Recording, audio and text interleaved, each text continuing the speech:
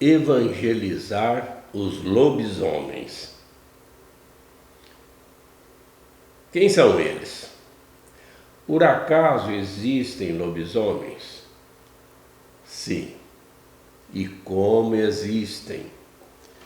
E são bilhões deles vagando pela face da terra. Homens lobos. E não estamos falando de seres, aqueles criados na ficção científica, em contos, livros, filmes. Estamos nos referindo a homens animalescos, e foi Jesus, que é Deus, a se referir a essas pessoas assim, quando enviou os discípulos e apóstolos para lhes anunciar o Evangelho, dizendo que eles iriam para essa missão como cordeiros no meio de lobos. Homens lobos, lobisomens. Estes homens animalescos, coisa séria, são um tipo de pessoas piores que os animais selvagens, porque os lobos, criaturas de Deus, eles não têm culpa da sua selvageria. Eles são predadores por instintos naturais, dados por Deus, privados de razão e liberdade.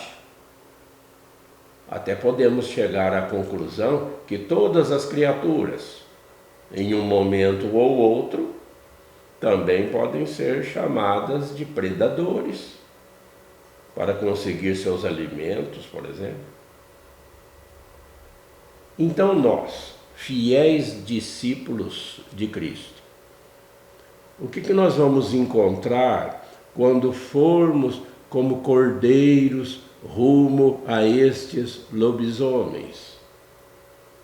Encontraremos pessoas que não têm escrúpulos na prática do mal, que só pensam em aproveitar a vida, gozar todos os prazeres que puderem, etc. Muitos agem com tanta hipocrisia que aparentam candura, boas intenções, parecem preocupados com o bem comum, hipócritas, falsos, porque é do seu interior que saem más intenções, imoralidade sexual, roubos, homicídios, adultérios, ambições desmedidas, perversidades, fraude, devassidão, inveja, calúnia, orgulho e insensatez. É uma lista que Jesus apresenta, veja lá, no capítulo 7 do Evangelho de Marcos, versículos 21 e 22. Esses homens animais, ao longo de milênios, eles vêm provocando todo tipo de maldades e misérias, gananciosos que são, ávidos de poder e riquezas. Quando se tornam governantes, então, conquistando cargos de qualquer nível, nas esferas cíveis, militares, judiciais ou administrativos, e pasmem, inclusive os que se mostram religiosos, tornam-se tiranos, ditadores, cruéis. E vejam só o que o nosso Senhor nos manda fazer: evangelizá-los.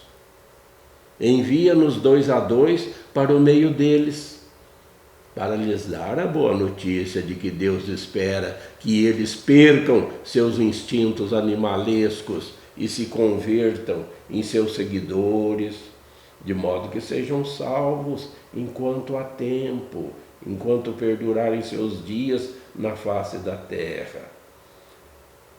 Cristo nos pede que saiamos por todo o mundo, batizando os povos em nome da Santíssima Trindade, garantindo que estará conosco sempre, por todos os séculos dos séculos.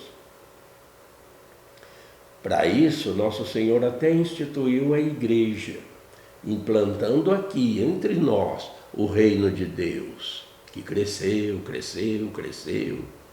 até se tornou já uma grande árvore.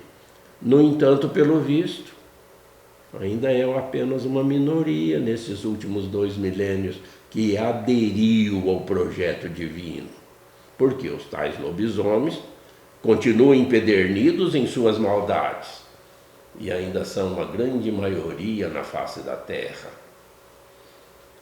Será que você já olhou realmente a verdadeira realidade da vida humana no planeta Terra, que está cada vez mais degradado, caminhando rumo a um estado terminal? A imensa maioria da população mundial está sofrendo as agruras que esses homens animalescos provocam. São guerras contínuas, intermináveis, uma ganância insaciável de um capitalismo selvagem que assim perpetuam a miséria, a fome, inclusive com a destruição do ecossistema. E se Jesus, que é Deus, nos ordena que devemos evangelizar até esses lobisomens, isso se torna a missão irrenunciável da Igreja. Custe o que custar. Vamos como cordeiros em direção a eles, porque Deus não quer que ninguém se perca. Até os lobisomens podem se converter enquanto perdurarem os seus dias aqui na existência terrena. Todos têm chances de serem salvos.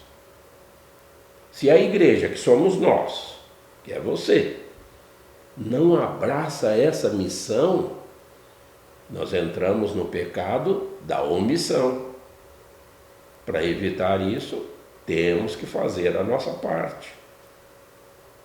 Agora, se os homens lobos não se converterem e continuarem vivendo em seus pecados, selvagemente, apesar de terem recebido o anúncio do Evangelho, do convite de Deus para se transformarem em seres humanos como Deus quer, conforme os ensinamentos do Filho de Deus feito homem, que é o único caminho para a salvação, então não tem mais jeito. Pessoas assim entram naquele pecado contra o Espírito Santo. É o único que não tem perdão, porque viram suas costas para Deus, fazendo-se deuses de si mesmos. Pense nisso.